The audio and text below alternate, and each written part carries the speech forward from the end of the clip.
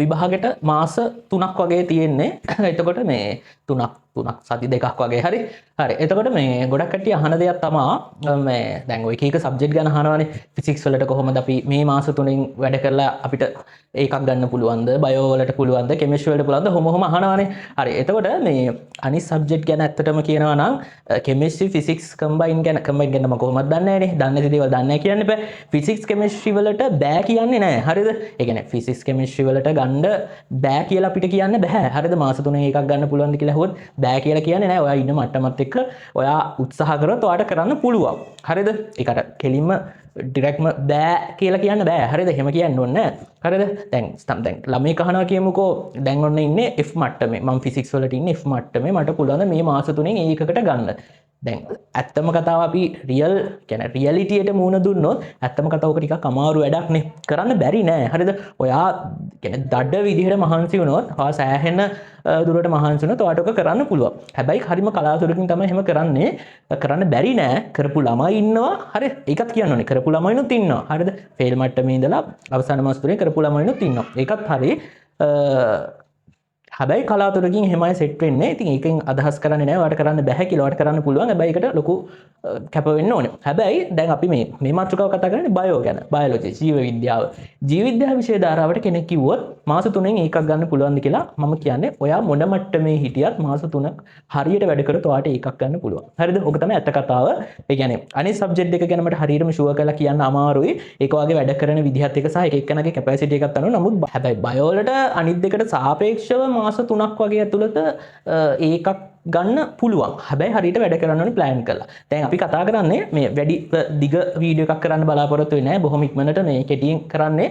අපි කතා කරන්නේ දැන් කොහොමද මේ මාස 3 ඇතුළත හරියට ප්ලෑන් කරලා මොන වගේ දේවල් කරලා ඔයාලට මේ ඉන්න තත්ත්වෙන් ඔයා මොන තත්ත්වෙන් හිටියත් අර හොඳ පාස් එකකට හොඳ ලකුණකට යන්නේ කොහොමද කියලා. දැන් ඔන්නොත්වනේදී කෙනෙක්ට ප්‍රශ්නයක් එන්න පුළුවන්. ඉතින් මාස 3න් බයෝ වලට එකක් ගන්න පුළුවන් නම් ඇයි අපි අවුරුදු 2කමාරක් බයෝ ඉගෙන ගන්න කියලා. දැන් කල්පනා කරලා බලන්න ඔය අවුරුදු 2කමාර ඉගෙන ගත්තා කියලා ඔයගොල්ලෝගේ ඔළුවේ තියෙනවද බයෝ කියලා? දැන් මම දන්නේ මේ ක්ලාස් වල පේපර්ස් එහෙම බලනවානේ. එතකොට මේ ළමයි ලියන පේපර්ස් එහෙම දැක්කම සමහර ගොඩක් ළමයිගේ එම ලොකුවට මතකයක් නැහැ. දැන් මම මගේ A levels ජීවිතේ මතක් කරලා බැලුවොත් මට වුණත් මේ මාස 3කට කලින් බයෝ මහා ලොකුවට මතක තිබ්බේ නැහැ. හරිද? බයෝ ගැන කියන්නේ ෆිසික්ස් නම් හොඳ තත්ත්වයක හිටියා. මේ කෙමිස්ට්‍රිත් හොඳ මට්ටමක හිටියා. ආයෙ කියනවා ඉතින් අදහස් කරන්නේ නැහැ ඔයාට මේ මාස 3න් කෙමිස්ට්‍රි ෆිසික්ස් ගොඩ දාන්න බෑ කියලා. වට කරන්න පුළුවන්. හරියට මහන්සි වුණත් මම කතා කරන්නේ බයෝ ගැන. හරි. එතකොට මේ බයෝ වල ඇත්තටම මට වුණත් ඒ කාලේ මහා ලොකුවට පාඩම් තිබ්බේ නැහැ. ඉගෙනගෙන තිබ්බා පාඩම් තිබ්බේ නැහැ. මොකද බයෝ හරි ඉක්මනට අමතක වෙනවා.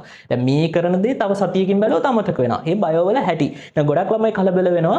ඒක යාගේ වැරද්දක් කියලා කියන. ළමයි හිතනවා මේක තමන්ගේ වැරද්දක්ද නැත්නම් මේක මගේ වැරද්දක්ද දන්නේ නැහැ. හරිද? ඒ කියන්නේ මම මෙච්චර වැඩ කරනවා මට අමතක වෙනවා. හරිද? ළමයි හිතන දේවල්.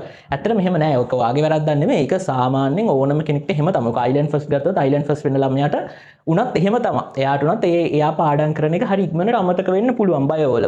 සාපේක්ෂිතින් මේ අනිත් අයට සාපේක්ෂිතින් එහෙම අර හයි IQ තියන අය ඉන්නවා. හරි එකපාරක් දෙයක් බැලුවම එයාලට මතක හිටිනවා. ටික කාලයක් එන එහෙමයි ඉන්නවා. ඒක අර ඩිපෙන්ඩ් ඉතින් එක එකනාගේ එක එකනාට. හරි.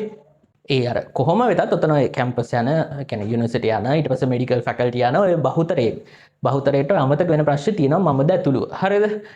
තිබ්බා සහ තියෙනවා දැනටත්. හරිද? ඉතින් ඒක එහෙම තමයි. ඉතින් ඒක මේවා කරගෙන කොහොමද මේවා කියන්නේ එකත් මැඩ පවත්වගෙන කොහොමද අපි මේ බයෝ වලට හොඳ රිසල්ට් එකක් හොඳ ලකුණකට යන්නේ මේ මාස 3. ඔන්න ඔක තමයි ප්‍රශ්නේ. හරි. මෙහෙමයි. ඔය පළවෙනි කාරණේ තමයි ඔයාට දැන් අලුත් සිලබස් එකට අනුව අලුත් විදිහට අනුව කිසිම පාඩමක් අතාරින්න බෑ. කවුරු හරි හිතාගෙන ඉන්නවා නම් ගොඩක් අය අහන ප්‍රශ්න පළවෙනි පාඩම් 5 විතරක් ඇති නේද මට ගොඩ දාගන්න ඉතුරු පාඩම් ඕනේ නැද්ද කියලා. ඒක වැරදි. ඇත්තටම හැම පාඩමක්ම ඕනේ බයෝ වලට ගොඩ දාගන්න. නමුත් මුලින්ම try කරන්න ඒ කියන්නේ වැඩිපුරම ප්‍රශ්න අහන පාඩම් 5 තෝරගන්න ඕනේ. හරි. දැන් මෙහෙමයි. ඔය බයෝ වල තියෙනවා සාමාන්‍ය 60%කට එහා අහන්නේ මුල් පාඩම් 5 ඇතුළේදී. හරිද? 60%ක් 70කට ආසන්නවම අහන්නේ පළවෙනි පාඩම් 5යි. පළවෙනි පාඩම ඉතින් කොහොමත් චූටි පාඩමනේ. දෙවෙනි පාඩම අනිවාර්යයෙන්ම ප්‍රශ්න අහනවා. තුන්වෙනි පාඩම, හතරවෙනි පාඩම, පස්වෙනි පාඩම. හරි. ඔන්න පාඩම් ඔය ටික ඔළුවේ තියාගන්න ඕනේ. දැන් කොහොමද අපි මේක මේ මාස 3න් පිළිවෙලට කරන්නේ? ඒ කියන්නේ මොනවද අපි කරන්නේ? පාඩම් කරනවා කියලා නිකන් පොත අරගෙන පාඩම් කරනවද? එහෙම නැත්නම් වෙන මොකක් හරි ක්‍රමයක් තියනවද? හරි. මෙන්න මෙහෙමයි ක්‍රමය. ඔයාට කරන්න පුළුවන් මෙන්න මේ කියන ක්‍රමය. දැන් මේක කැමති නම් අනුගමනය කරන්න. එහෙම නැත්නම් නොකර ඉන්න. හරිද? ඔයා කරන වැඩේ කරන්න. ඒක බල කිරීමක් නැහැ. මෙහෙම කරොත් විතරයි ඔයා ගොඩ යන්නේ. එහෙම එකක් නැහැ. හරිද? තව ඕන තරම් ක්‍රම තියෙනවා දැන්. සමහර තැන් තියෙනවානේ. දැන් අපි මොකක් හරි තැනකට යන්න, නගරයකට යන්න පාරවල් ගොඩක් තියෙන්න පුළුවන්. අන්න ඒ වගේ බයවලට හොඳ ලකුණක් ගන්න එක එක ක්‍රම තියෙන්න පුළුවන්. එක එක ගුරුවරු එක එක විදිහේ ක්‍රම කියලා දෙන්න පුළුවන්. ඒගොල්ලෝ එක්ස්පීරියන්ස් වලින් ඇත්ත නෙවෙයි කියන්නේ බොරු කියන්නේ නැහැනේ. ඒ කොහොමරි ඉතින් ඒ කැමති ක්‍රමයක් ඔයාට පහසු හොඳයි කියලා හිතන ක්‍රමයද මේක ඊට පස්සේ ඔයාටත් හිතන්න පුළුවන් නේ මේක හොඳයිද නැද්ද කියලා එහෙම අනුගමනය කරලා බලන්න පුළුවන් මෙන්න මේකයි ඔයා ඔන්න දෙවෙනි පාඩම ගන්නවා දැන් ඔන්න පටන් ගන්න ඕනි හරිද ඒ කියන්නේ මේකට මේ අර වෙලාවල් බල බල නැකත් බල බල ඉන්න එපා පටන් ගන්න ඕනේ මේ අපි දෙවෙනි පාඩම අරගෙන දෙවෙනි පාඩම නම් මුලින්ම ගන්නවා පළවෙනි පාඩම හරි දෙවෙනි පාඩම හරියට මුලින්ම ගන්න පිළිවෙලකට කරනවා නම් එහෙම නැත්නම් ඔයාට ඔන්න පුළුවන් ශාකේ වගේ පාඩමකින් පටන් ගන්න. ඔයා යන ක්ලාස් ඒ විදිහටම යන්න. තව දෙයක් මම ඔයාට අනිවාර්යයෙන්ම කියනවා පේපර් ක්ලාස් එක කරන නම් යන්න බයෝ. මොකද MCQ එහෙම අහුවෙන්නේ ඒ වගේනේ සහ ඒ පුරුද්ද ඕනේ හුරු ඕනේ. මම මේ මගේ පේපර් ක්ලාස් එකට එන්න කියනවා නෙමෙයි. ඔයා කැමති පේපර් ක්ලාස් එකට යන්න පේපර්ස් ලියන්න. හරිද? දැන් කියන්නේ පේපර්ස් අනිවාර්යයෙන්ම විභාගයට යන කලින් ලියලා පුරුදු වෙන්න ඕනේ. හරිද? එහෙම ලියන්න නැතුව ඇත්තටම මොක කරන්න අමාරුයි. හරිද? දැන් ඔය ගොඩක් කියන්නේ ක්ලාස් වල එක කරනවානේ. ඔයා කැමති ක්ලාස් එකකට යන්න මේ මම මගේ ක්ලාස් එක මෙතන ප්‍රොමෝට් කරන්න අවශ්‍යතාවයක් නැහැ කියලා හිතනවා. මේ කැමති හැට ඒකට ජොයින් වෙන්න පුළුවන්. ඊළඟ මාසෙ ඉඳලා මේ මාසෙ ඉඳලා නෙමෙයි ඊළඟ මාසෙ ඉඳලා එක පස්සේ විස්තර කියන්න දැනට කොහොමද ජොයින් වෙච්ච ළමයි මේ විදිහට පේපර්ස් ලියාගෙන යනවා. ඔයාලට කැමති නම් අනිත් අයට කැමති නම් ජොයින් වෙන්න පුළුවන්. අර විභාගයට කලින් විභාග විදිහට පේපර්ස් ලියන්න ඕනේ. ඒ මාකින් එකට එක බලන්න ඕනේ. ඒක පුරුදු වෙන්න. ඒක එකක්. හරිද? ඒකේ විදිහට යන්න. හරිද? පේපර් ක්ලාස් යන්න අනිවාර්යයෙන්ම යන්න. හරි? පේපර්ස් ලියන්න. ඒකත් එක්ක මම ඔයාලට ගෙදරින් කරන්න පුළුවන් වැඩක් කියන්නේ මෙන්න මේක. ඔයා පාඩම් අරගෙන දැන් හිතන්නකෝ අපි දෙවෙනි පාඩම හරි නෑ ශාකේ පාඩම ගමුකෝ. ශාකේ පාඩම නම් කරන්නේ ඔයාට පුළුවන් ওই ශාකේ පාඩමේ තියෙන සාරාංශය මුලින්ම ඔළුවට ගන්න. ඒ කියන්නේ මෙහෙමයි. රිසෝස් බුක් එක මුලින්ම අරගන්න. රිසෝස් බුක් එක අරගෙන කියවන්න. කියවන්න කියන්නේ නිකන් උඩින් පල්ලෙන් කියවලා බලන්න කොලයක් අරගෙන මොනවද මේකේ තියෙන මාතෘකා. රිසෝස් බුක් එකේ ශාකේ පාඩම ගත්තොත් ඔයාලට බලන්න පුළුවන් විභාජක පටක තියෙන. ඊට පස්සේ ශාක පටක පද්ධති තියෙනවා. ඊට පස්සේ වර්ධනයේ කැලල තියෙනවා. පොඩි ලිස්ට් එකක් හදාගන්න මේකේ මොනවද තියෙන්නේ කියලා. හරිද? ඒ කියන්නේ බලනවා දැන් මේ පාඩමේ විභාජක පටක තිබ්බා, ආරව තිබ්බා, මේවා තිබ්බා කොහොම අවසානයේ දක්වාම අවසානට අර මේ කල්පිත වලට එනකම් ඕක ඔයාලා හදා ගන්නවා. හරි. ඊට පස්සේ දැන් ඔයාලා හදාගත්ත මාතෘකා ටික තියෙනවානේ. අපි හිතමු ශාක පාඩමේ ඔයාලට ආව මාතෘකා 15ක් කියලා හිතමුකෝ 15ක් වගේ ආවා කියමුකෝ නෑ හරිද 15ක් වගේ ආවා කියමුකෝ හරි දැන් ඔන්න ඔයාට කරන්න තියෙන්නේ මෙන්න මේ දේ හරිද දවසකට එක ගානේ කරොත් නම් ඕක කරන්න බෑ දවසකට දෙක ගානේ වගේ ඔය මාතෘකාවෙන් දවසකට දෙක ගානේ අරන් අන්න ඒ මාතෘකාවට අදාළව රචනා ප්‍රශ්නයක් ඔයාම හිතින් හදාගෙන ප්‍රශ්න හිතින් හදාගෙන ඒ ප්‍රශ්න ලියලා ඔයා ඒකට මාකින් එක අර පොත බලලා රිසෝස් බුක් එක බලලා කරුණු වශයෙන් ලියන්න ඕනේ උදාහරණයක් විදිහට ඔන්න ඔයා පළවෙනි එකට ගන්නවා ශාක ඒ කියන්නේ ශාකයක පවතින විභාජක පටක වල ව්‍යුහය සහ කෘත්‍යයන් විස්තර කරන්න ඔන්න රචනා පස්සේ පළවෙනි එක. හරිද?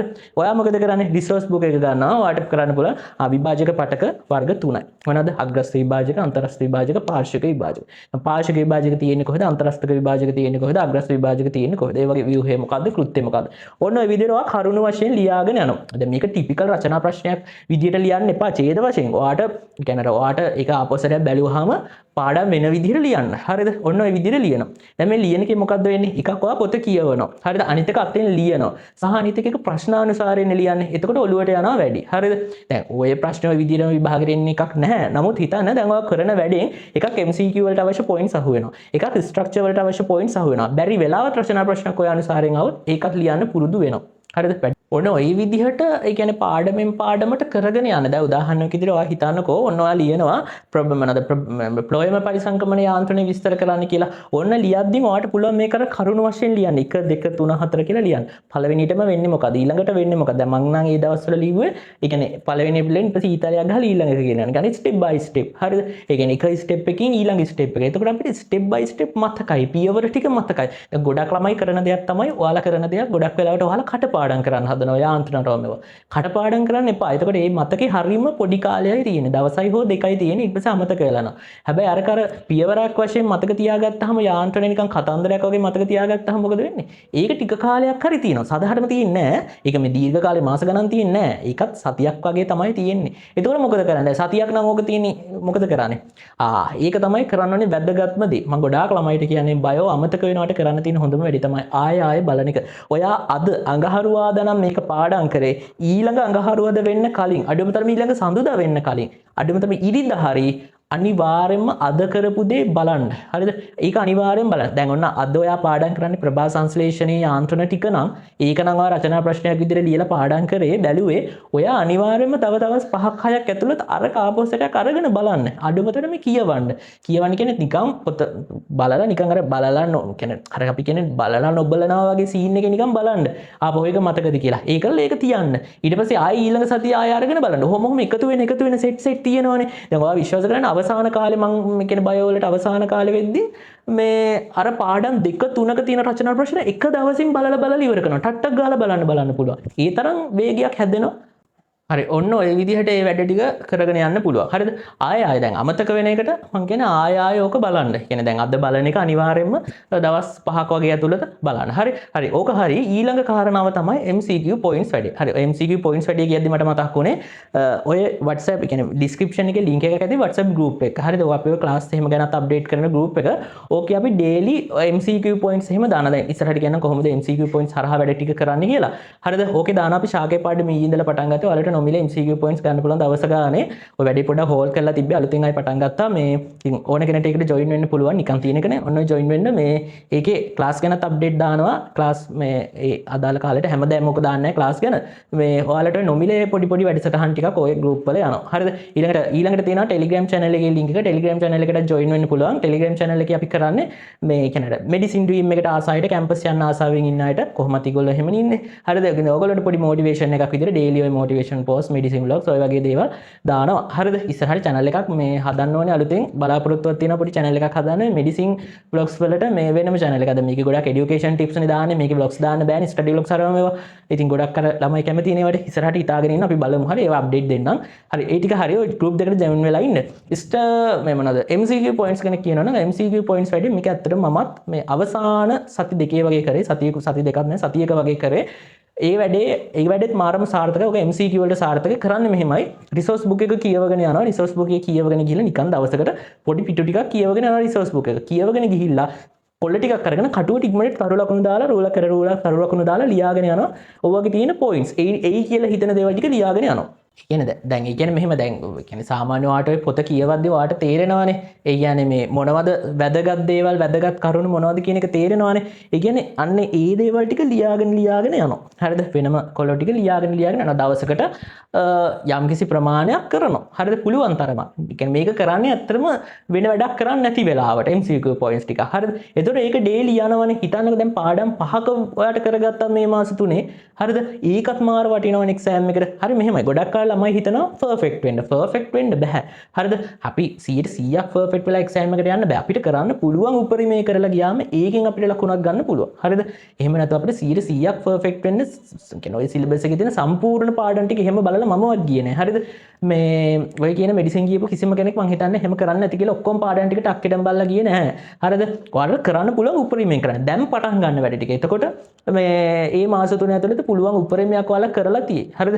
ඉස්සරහට අරන් එන්නම් අවසානට කොහොමද ඒ කියන්නේ අර අවසාන කාලේ කොහොමද රෙඩි වෙන්න ඕනේ කියලා. දැන් ඔය කියපු වැඩ ටික කරන්න පටන් ගන්න. වීඩියෝ එක ටිකක් දිග වැඩි වෙනවා. ඒ නිසා මම මෙතනින් නවත්තනවා. ඉස්සරහට ආපහු වීඩියෝ එකක් අරන් එන්නම් අනිත් සබ්ජෙක්ට් එකත් එක්ක කොහොමද බැලන්ස් කරන්නේ මේ මාස 3. මාස 3ක් ඇත්තටම හොඳටම ඇති. ඔයාලට බයෝ වලට නම් එකක් ගන්න. අනිත් දෙකටත් හරියට වැඩ කරොත් ඇති. ඒක මම ඩිරෙක්ට් කියන්න යන්නේ නැහැ. මොකද ටිකක් සංකීර්ණයි. මොකද අර බොරු කියලා රවට්ටන්න අවශ්‍ය නැහැ. කෙලින්ම වට ගන්න පුළුවන් කියලා. බයෝ වලට නම් මම බය නැතුව කියනවා. බයෝ වලට නම් මේ ඒකක් ගන්න මේ හොඳටම කාලයදී හරියට ප්ලෑන් කරලා වැඩ ටික කරොත්. හරිද? හරියට ලියලා අර විදිහට කරොත්. හරි. එහෙනම් මේ ওই විදිහට වැඩ ටික කරගෙන යන්න ඔයාලගේ වටිනා අදහස් යටින් කමෙන්ට් කරන්න. මොන හරි අහන්න තියෙනවා නම් ඒවත් යටින් කමෙන්ට් කරන්න. අනිවාර්යයෙන්ම මේ වීඩියෝ එක යාළුවන්ට බලන්න ෂෙයා කරන්න. මොකද ඒක මේක වෙලාවේ හැමෝටම උදව්වක්. එහෙනම් අලුත් වීඩියෝ එකකින් හම්බ වෙමු.